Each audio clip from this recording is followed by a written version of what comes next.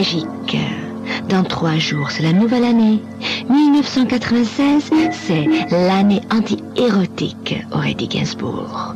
Tiens, on va faire le jeu des prédictions. Je vois une nouvelle console. L'Ultra 32, non, l'Ultra 64 de Mint, d'une grande compagnie japonaise. Je vois des logiciels qui passent directement par satellite pour arriver sur votre ordinateur. Des millions de nouveaux connectés à Internet. Et quoi d'autre encore? Je vois des ordinateurs encore plus performants, des lecteurs de CD-ROM 8 vitesses. Je vois Cyberflash pour toute l'année 96. Aujourd'hui, dans le dernier Cyberflash de l'année 95, Fade to Black, le meilleur jeu français sorti à la rentrée. Un petit hommage à un vieux coucou, le ZX81. Et Wolf, un simulateur de loup, fondu au noir. Pénitencier intersidéral d'Alcatraz, bloc de haute sécurité, cellule du prisonnier Conrad. Dans Fade to Black, on retrouve le même personnage que dans Flashback et le même auteur Paul Cuisset et son équipe. Il n'est plus question de s'accrocher à des plateformes. Maintenant, Conrad évolue dans un univers en 3 dimensions. Le point fort du jeu, c'est la gestion de la caméra. Parfois placée derrière le personnage, parfois en face ou de 3/4. Elle plonge le joueur entre le jeu vidéo et le cinéma. Au début, c'est un peu déconcertant, car on a du mal à appréhender les directions. Mais avec un peu d'entraînement, on oublie vite ces petits désagréments au profit de l'atmosphère créée. Le but du jeu n'est pas d'arpenter les couloirs en quête de monstres à tuer comme dans Doom. Bien au contraire, il vous faudra accomplir un certain nombre de missions, délivrer un professeur ou neutraliser un système de sécurité le plus discrètement possible avant de passer au niveau suivant. Les ennemis les plus courants sont les morphes qui gagnent en puissance à chaque niveau. Au début, il suffit simplement de se baisser pour éviter leurs tirs. Mais à partir du niveau 2, c'est une véritable esquive accompagnée d'une riposte qui sera nécessaire pour en venir à bout.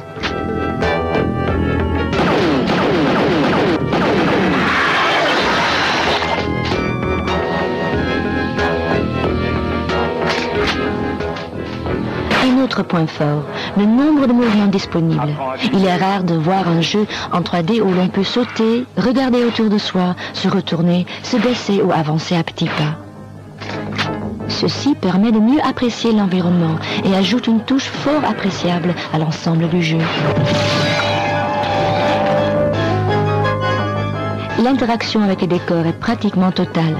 Récupérer de l'énergie grâce aux dispositifs de soins, fouiller dans les armoires et actionner des dispositifs électroniques. Pour l'équipe de Delphine, une boîte française, cela a représenté 3 ans de programmation intensive.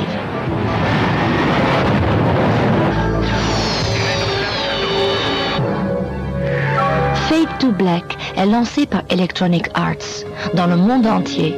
Mais il s'adresse aux possesseurs de machines puissantes, au moins un 486 à 66 MHz ou 100 MHz. Mais il vaut mieux un Pentium pour vraiment profiter à sa juste valeur. Attention, maintenant, une nouveauté exceptionnelle qui va révolutionner la micro. Hello. Bonjour. Aujourd'hui, une machine révolutionnaire, le ZX81.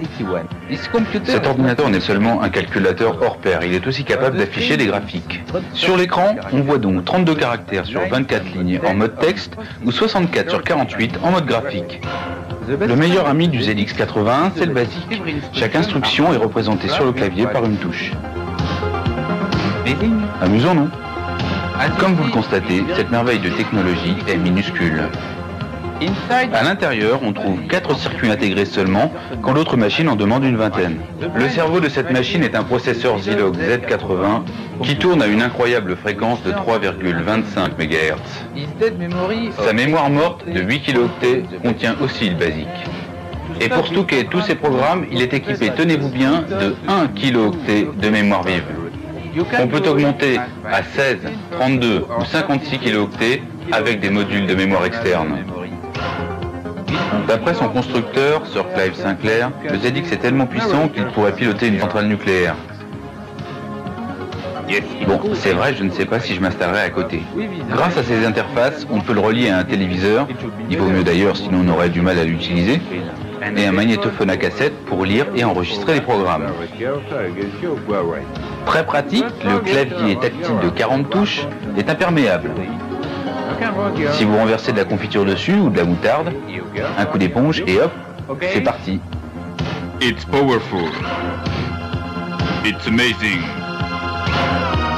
It's fun.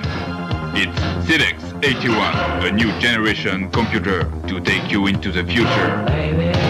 I order the Empire to buy the new Sinclair ZX81. New Sinclair ZX81, already 2 million units sold. Quand j'étais petite, la nuit, j'avais peur du loup. Aujourd'hui, je peux maîtriser ma peur.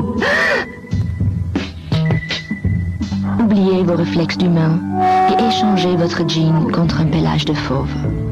Ici, pas de monstre à tuer, pas d'armes, sinon vos crocs. Votre seul objectif est de survivre.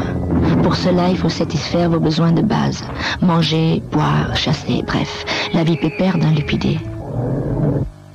Le maniement du jeu est très simple et on devient vite un loup. Une fois les besoins vitaux accomplis, on ne vous dira pas comment vous fondez votre propre meute et vous élevez vos adorables petits louveteaux.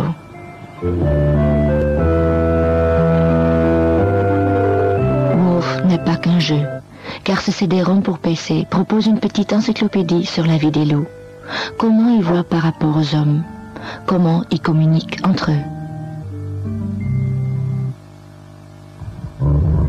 Un simulateur de loup, on n'avait jamais vu ça. Et celui-là, il est réussi.